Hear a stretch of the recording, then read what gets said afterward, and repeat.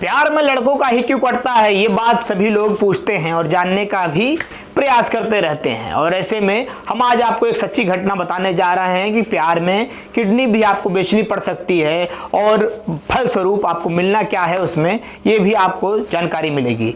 नमस्कार, मैं श्रवण कुमार और आप देख रहे हैं एक सच्ची घटना पे आधारित ये कहानी, और जिसमें एक छोटी सी सीख भी आपको मिलेगी। जिस प्रकार से भारत में बंगाल है और बंगाल के स्थित एक गांव है, उस गांव के अंदर एक गरीब दंपत्ति, गरीब परिवार रहता है।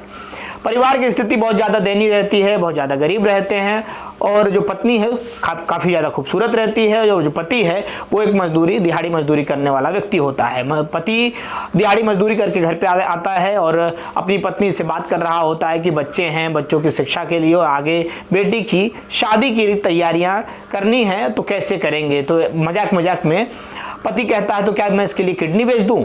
तो पत्नी कहती है कि अभी आप सो जाइए, ऐसी बातें मत करिए। फिर ऐसे ही दिन बीतते जाते हैं।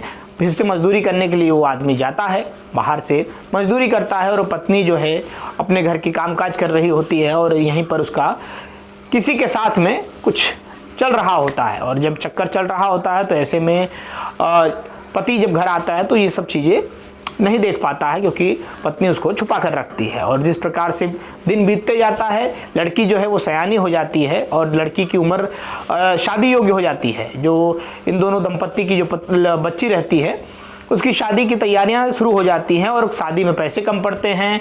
और जहाँ पर ये शादी तय करने की बातें कर रहे होते हैं वो काफ़ी ज़्यादा पैसे वाले लोग होते हैं। तो ऐसे में जो बाप रहता है वो काफ़ी ज़्यादा उलझनों भरा जीवन जी रहा होता है। वो सोचता है कि अब मैं करूँ तो करूँ क्या। ऐसे में घर आता है, पत्नी से बात कर रहा होता है तो पत्नी उसको याद दिलाती है कि एक बार तुमने कहा था कि शादी करनी होगी तो किडनी बेच दूंगा, तो तुम्हारे पास 2 किडनियां हैं, एक किडनी तुम बेच दो और एक किडनी से हमारी बच्ची की बड़े आराम से शादी हो जाएगी।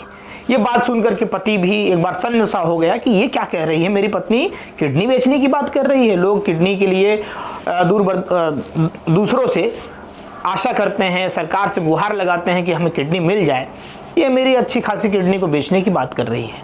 लेकिन 2-3 दिन बीतता है, पति थोड़ा असमंजस में रहता है। फिर एक दिन अपनी पत्नी के साथ में हॉस्पिटल पहुंच जाता है। हॉस्पिटल जाता है, वहाँ बात करता है।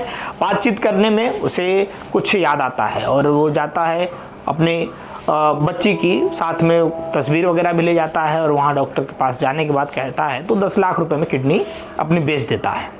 किडनी 10 लाख रुपए में बिक जाता है। पैसा 10 लाख रुपए उसकी पत्नी के हाथ में आ जाता है और वो तो बीमार रहता है, क्योंकि किडनी निकाली हुई रहती है तो स्वास्थ्य जो है उसका उतना अच्छा नहीं रहता है, इस कारण से घर पे लेटा हुआ रहता है। पैसा जो है पत्नी के हाथ में रहता है, पत्नी को वो बैंक देता है कि बैंक में ले जाकर उसको जमा कर दो। लेकिन पत्नी कहाँ मानने वाली थी, पत्नी खूबसूरत थी। पत्नी अपने बॉयफ्रेंड के साथ में फरार हो जाती है। इस बात की घटना की खबर जब उसके पति को लगती है, वो तो इंतजार कर रहा होता है कि घर पर आएगी शाम को, लेकिन शाम को जब वो आती नहीं है तो पति बेचारा बिस्तर पर लेटा हुआ रहता है, बीमार स्थिति में रहता है, दुखद स्थिति में रहता है। बच्चे घर पर रहते हैं, अपने पिता को कहते हैं कि मम्मी आ जाएगी, थोड़ी देर में आ जाएगी। ऐसे ऐसे रात बीत जाती है।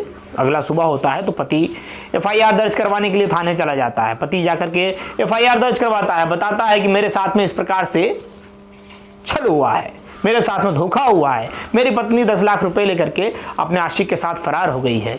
खबर सुनने के बाद में थाने के तमाम अधिकारी भी सन्न हो गए कि ये क्या दिन आ गया है इस घोर कलयुग के अंदर। किस प्रकार से देखा जा रहा है कि एक पीड़ित पति, इतनी वर्षों की शादी को भी पत्नी ने नहीं समझा और उसके बावजूद अपने बॉयफ्रेंड के साथ में, अपने आशिक के साथ में फरार भी हुई और साथ साथ में एक बेचारे गरीब व्यक्ति का, जो कि मजदूरी करने वाला व्यक्ति है, उसकी एक किडनी भी ले गई, साथ साथ में पैसा भी ले गई, मान सम्मान भी ले गई। और जिस प्रकार से पूरी तरीके से वो विश्वास करता था अपनी पत्नी के ऊपर, पत्नी ने इस प्रकार का धोखा दिया कि अब वो विश्वास लायक बची ही नहीं। और पति जो है, जो विश्वास करता था, उसके मन के अंदर आत्मा जो है वो कहरा रही होगी और किस प्रकार से उसे कहीं ना कहीं जिस प्रकार से स्थापित कर रही होगी, ये अपने आप में बड़ा दुखद है। और देखने के बाद में आपकी भी आंखें खुल जानी चाहिए कि अगर आप प्रेम मोहब्बत प्यार में फंसे हुए हैं तो इन सब जंजालों से थोड़ा दूर रहें। और शिक्षार्थी हैं तो शिक्षा पे ध्यान दें, पढ़ाई पर ध्यान दें और किसी पर भी आंख बंद करके भरोसा ना करें। तो दोस्तों, कहानी सुनाने का हमारा उद्देश्य किसी व्यक्ति विशेष को ठेस पहुंचाना मकसद नहीं है, अपितु आपको जागरूक करना है ताकि आप जागरूक रहें, सजग रहें और अपने जीवन में तरक्की करते रहें। मिलते हैं फिर किसी नेक्स्ट वीडियो में। जय हिंद, जय भारत।